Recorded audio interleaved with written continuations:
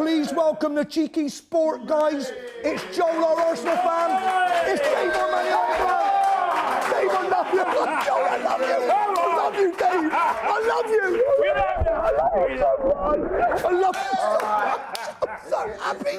I'm so happy. Oh, welcome to the sofa, guys. It's lovely to have you on. Listen, we'll just hold the chat. Well, I knew this was going to be a good show. I knew it was. I've been on the Shamcrack. We're all on the Shamcrack. Lisa, get your saxophone out. Yes. Oh, we got a goal. We got a goal. Who scored? Oh, Wayne Rooney has scored for Manchester United. Come on, United! Unbelievable! It's now Man United 1, Fenerbahce 2. Dave, you must be ecstatic. Oh, listen, well, I wouldn't say ecstatic, obviously, we're losing. But, Good point. But it's good to see some fight back from the boys. It's good to see the boys fight back. Absolutely. I mean, it's a shocking one, to be honest. You know, as a United fan, we're used to glory, we're used to passion, excitement, we're used to coming back from the brink. But obviously, the past few fixtures have been it's been a bit tough. 91st minute as well, I'm hearing. 91st minute. Time is definitely running out. Fergie time.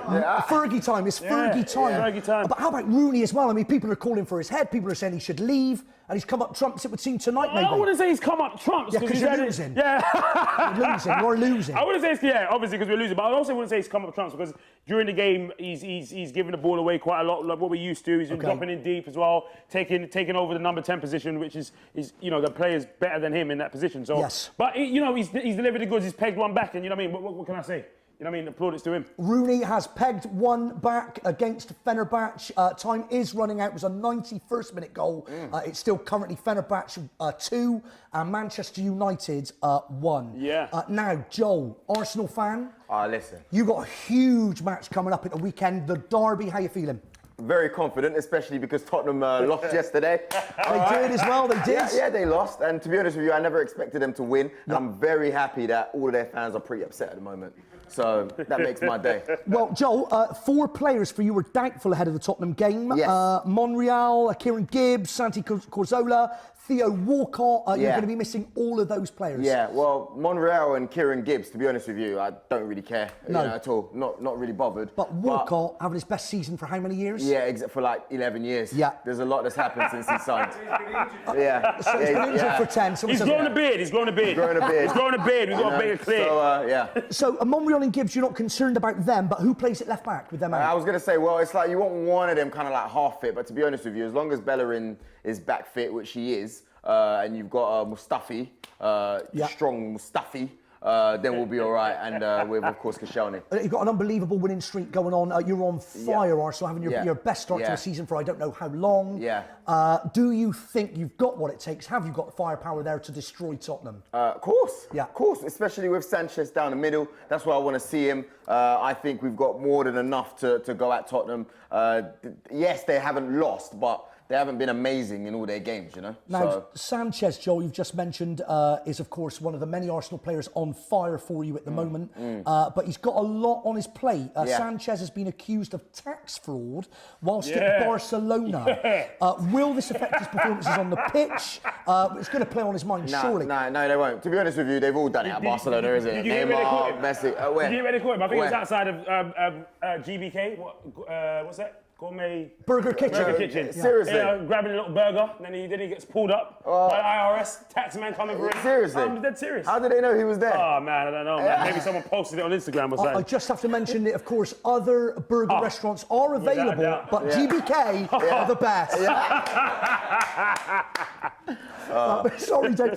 So we got pulled up outside the GBK? We got pulled up outside the GBK, you know what I mean? Having a nice little, trying to grab it, you know what I mean? I don't know if it was a quarter pound or half pound, I don't know what he was doing there, to be honest. They're all good. But he got it. But yeah. Do you know what I mean? Yeah, there was a mole in there. Okay, so we're talking about a sum, Joel, of £888,000. Well, that's a lot of money. It's a lot of money. But like I said, you know what I mean? Those guys have got, I don't know if it's Sanchez. We're not saying it's Sanchez, but a lot of those kind of guys I've heard have businesses abroad and, you know, whatever. Wasn't Messi done for it or whatever? Yeah, Messi's done for crazy amount of money. He's still scoring, you know, he's still doing what he's doing. And I'm sure Neymar, you know, he's had some situations, money going underneath the table. Whatever, man. It's a lot of money, Joel, but how about those chicken satay burgers at the GBK? Other burger restaurants are available. Joel, if he goes to prison, Alexis Sanchez, who would you like to replace him? Could happen. Could happen, Mr. Burns. Definitely not. definitely not Shamak. No. We don't want him anywhere near the team anymore. No. We don't want Giroud to be leading the line either. Okay. So, to be honest with you, did you see Ozil's goal the other day? Oh, what about Ozil? Unbelievable. It made you think, you could... Nah, man. Let's not get too carried away. I'm just saying. Let's not get too carried away. Right now, it's back to Joel and Dave on the sofa. Oh, I'll tell you what, though. Let's launch our second Twitter poll. Let's do that first. Let's see the question. So our second poll, fully fit. Is this current Man City side amongst the top 4 in Europe with Bayern, Madrid and Barcelona? It's already up and running. 0% yes, 100% no. Dave, let's get your thoughts on Twitter poll 2. Yeah, you would have thought I'd already clicked this in. Yes. But I hadn't yet. Don't worry, I'm going to get in and get all the stats on that. 100% no. 100% no? I'm going in with no. 100% no. You forget that Atletico Madrid should be in there. They're on top of their group with Bayern as well. So to be honest with you, no. But having said that, though, Joel, did you see them against Barcelona? Oh, listen, they were absolutely phenomenal. But we have to look. Some people know, obviously he's a United fan. He's not gonna look. You got to give them their credit. They beat Barcelona clean 3-1. Fantastic. Yeah. It was fantastic. But the likes of Arsenal have done it. The likes of Manchester United have done it before. It's been done in recent years. This Barcelona side hasn't, and it's been done when it doesn't count, when it doesn't matter. Yeah. Barcelona didn't need to win that game. They'd already beaten them. They'd already had a greater goal difference, a greater goal deficit. So the reality of the fact is they're the 2 stronger sides in the group. Barcelona know they're going to go through.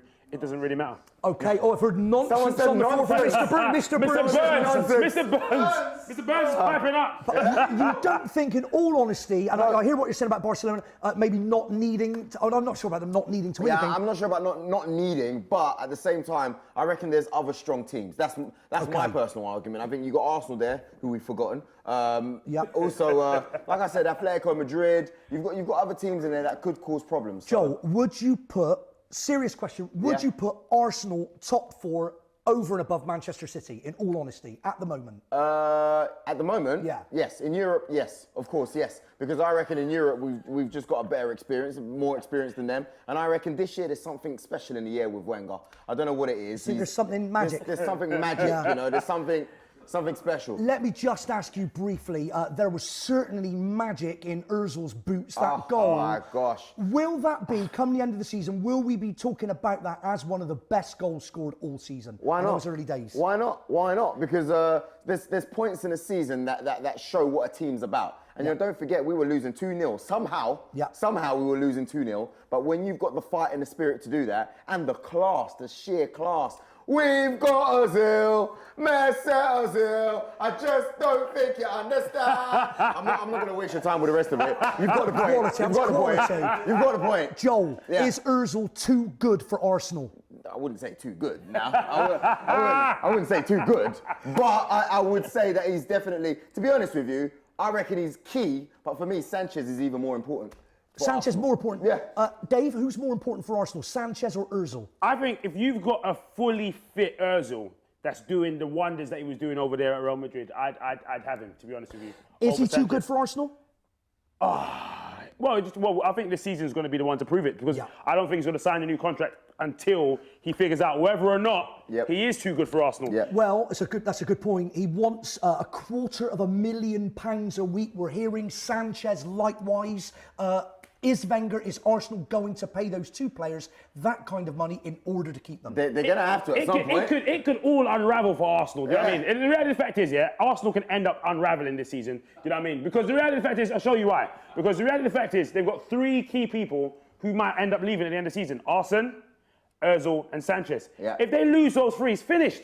It's over. It's completely game over. And all you need is one of the guys in Spain to call up for Sanchez back, or to call up Ozil, and that's it. It's gone. Real Madrid. Exactly. But your question was, will Wenger pay it? I reckon if it comes down to it, yes, he will. He has no choice. Can those 2 players, can Sanchez and Ozil win you the title this season? Of course. Of course, they're the main focal points, you know. Because if it's not him, then you've got injured Perez or Giroud leading the line for you. And to be honest with you, that's not good enough. Did Giroud do enough last weekend versus Sunderland to warrant a starting place against Spurs at the weekend? No.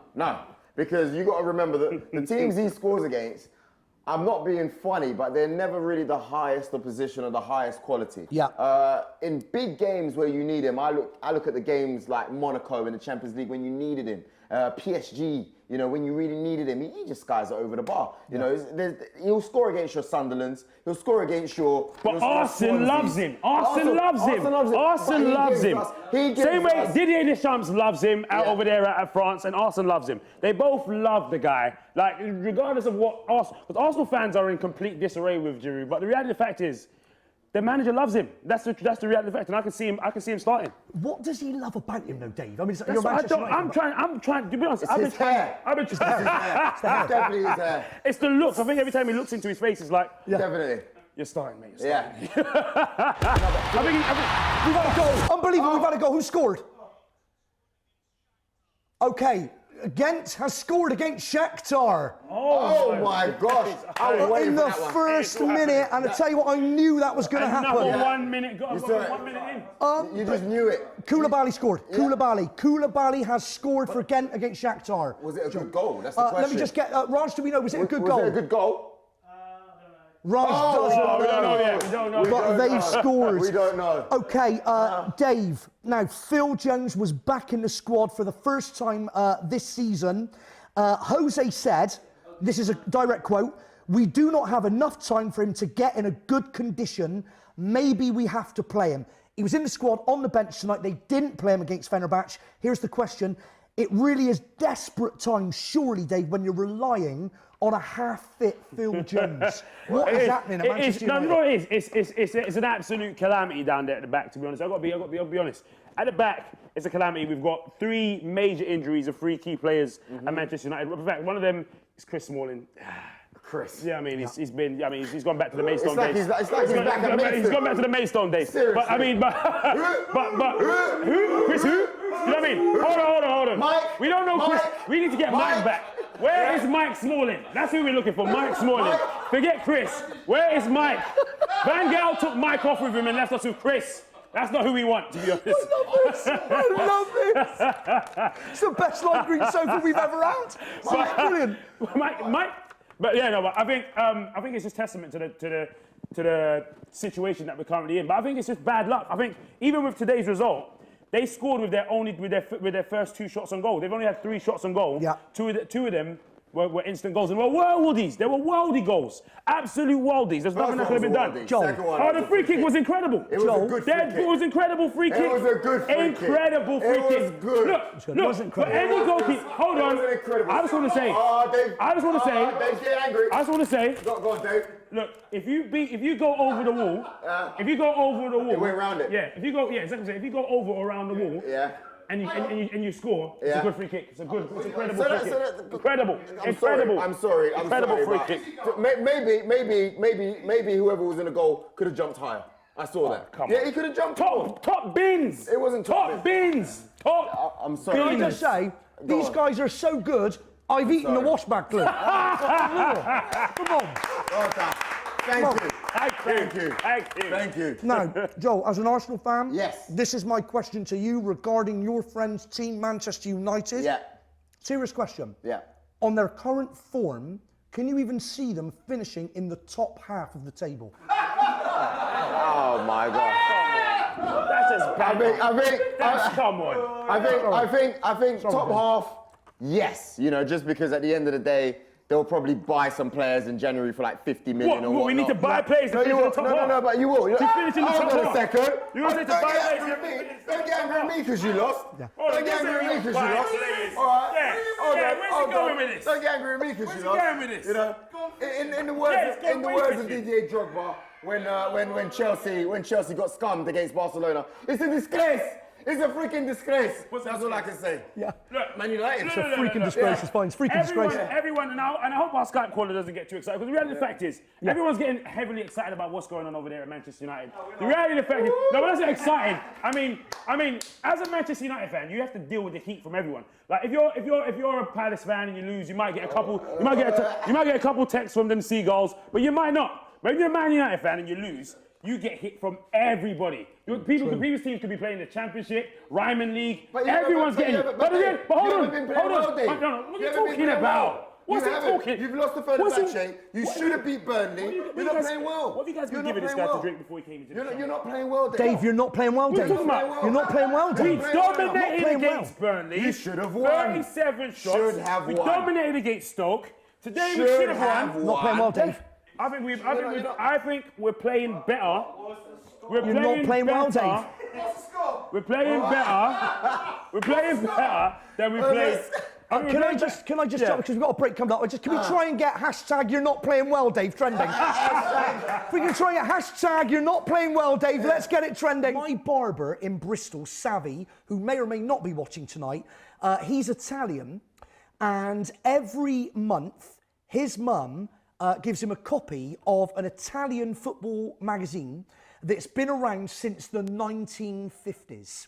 Now, they do player ratings out of 10. And in the history of the publication, only 6 British players in this magazine, Nige, have ever scored a perfect 10. The last British player to do so was Gareth Bale. Paul Pogba has never scored above a 5. Are you serious? Serious. On a weekly basis? Never scored But above 5. You know what it is? You know what it is for Paul Pogba, yeah? I think, and I was having this conversation yesterday with Joe, I think, the price tag is what's making his performances seem way worse than they actually are. Yeah. I don't think his performances are that bad.